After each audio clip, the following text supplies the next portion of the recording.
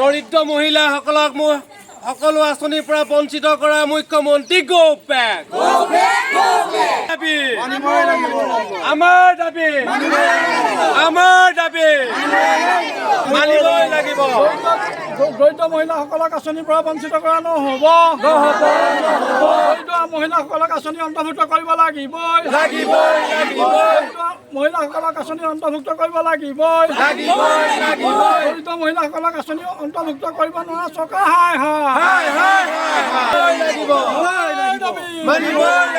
মহিলাসকলক উচিত প্ৰাপ্য দিব লাগিব। অসমৰ মুখ্যমন্ত্ৰীয়ে প্ৰতিখন সভাত প্ৰতিখন অনুষ্ঠানত কৈ আহিছে মহিলা সবলীকৰণ, মহিলাসকলৰ উন্নয়নৰ কথা কৈ আহিছে। আজি মই আপোনালোকৰ চেনেলৰ মাধ্যমেৰে দেখাব বিচাৰিছোঁ, এই যিসকল মহিলা আপোনালোকৰ পিছফালে দেখা পাইছে, সেইসকলে এয়া মাত্ৰ কিছু সংখ্যকে দেৰগাঁও সমষ্টিৰ অন্তৰ্গত যিমান গাঁও পঞ্চায়ত আছে, প্ৰতিটো পঞ্চায়তত শ মহিলাই আজি চৰকাৰী যিসকল দৰিদ্ৰ মহিলা আছে, সেইসকল মহিলাই আজি চৰকাৰী আঁচনিত অন্তৰ্ভুক্ত হ'ব নোৱাৰাটো অসমৰ মুখ্যমন্ত্ৰীৰ বাবে এটা লজ্জাজনক কথা। তেখেতে টেটু ফালি চিঞৰি কয় যে অসমীয়া মহিলাৰ উন্নয়ন হৈছে, অসমীয়া মহিলাক আমি আঁচনি দিছোঁ। মই আপোনালোকৰ চেনেলৰ মাধ্যমেৰে অসমৰ মুখ্যমন্ত্ৰীক প্ৰত্যাহ্বান জনাইছোঁ, অহাকালিলৈ তেওঁ দেৰগাঁও সমষ্টিলৈ আহিব। মই আপোনাক কৈছোঁ, আপুনি দেৰগাঁৱলৈ অহাৰ সময়ত দেৰগাঁও যি চৰ অঞ্চলসমূহ আছে তাত এবাৰ সোমাই যাওক। তাত আপুনি দেখা পাব যে এই অসমীয়া দৰিদ্ৰ মহিলাসকলে আপোনাৰ আঁচনিত অন্তৰ্ভুক্ত হৈছে নে নাই।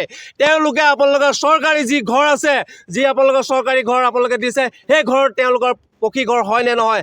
আজিও সেই মানুহবোৰ কেঁচা ঘৰত আছে, বাঁহৰ ঘৰত আছে, চাঙৰ ঘৰত আছে। তেওঁলোকে প্ৰতিটো আঁচনিৰ পৰা তেওঁলোক বঞ্চিত হ'বলগীয়া হৈছে। কিয় কৰিছে মুখ্যমন্ত্ৰী মহোদয়? মুখ্যমন্ত্ৰী মহোদয়ক মই আগৰ প্ৰশ্ন কৰিছোঁ, কিয় এই দৰিদ্ৰ মহিলাসকলক আপোনালোকে কোনো ধৰণৰ আঁচনিৰ পৰা বঞ্চিত কৰিছে? কাৰ স্বাৰ্থত কৰিবলগীয়া হৈছে? কিয় কৰিব লগা হৈছে? ইয়াৰ উত্তৰ কিন্তু ৰাইজে এইবাৰ দেৰগাঁও 2026 চনৰ নিৰ্বাচনত সঠিককৈ দিব। কিন্তু আজি ৰাইজৰ দলৰ দেৰগাঁও সমষ্টি আৰু গোলাঘাট জিলাৰ সমষ্টি গোলাঘাট জিলা সমিতিৰ উদ্যোগত আমি এই ধৰ্ণা কাৰ্যসূচী লৈছোঁ। আৰু অনাগত দিনত আজি আপোনালোকে যিখিনি দেখা পাইছে এই মহিলা, ইয়াতকৈ হাজাৰ মহিলা আৰু নিৰ্বাচনৰ আগে ওলাই আহিব।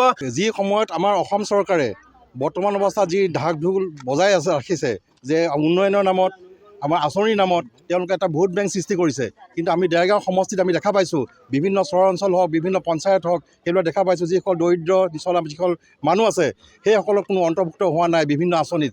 যেনেকৈ এতিয়া আমাৰ উক্ত বক্তাই কৈয়ে গৈছে আপোনালোকৰ যে আমাৰ উদ্যমিতা আঁচনি আছে, ৰেচন কাৰ্ড আছে, আমাৰ কি কয় অৰুণোদয় আঁচনি আছে।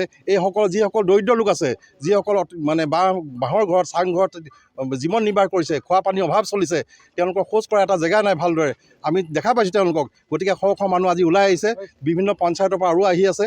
আমি প্ৰতিবাদ জনাইছোঁ, আজি প্ৰতিবাদ কৰিবৰ কাৰণে বাধ্য হৈছোঁ নিৰ্বাচনৰ আগত, যে তেওঁলোকে কি কাৰণে নাই পোৱা। গতিকে আমি এই প্ৰতিবাদ আমাৰ স্মাৰক পত্ৰৰ যোগেদি আজি সমজিলা আয়ুক্তৰ যোগেদি আমি মুখ্যমন্ত্ৰীলৈ আজি স্মাৰক পত্ৰ আজি প্ৰেৰণ কৰিবৰ কাৰণে আমি লৈ আহিছোঁ। এই স্মাৰক পত্ৰ আজি প্ৰেৰণ কৰিম আমি।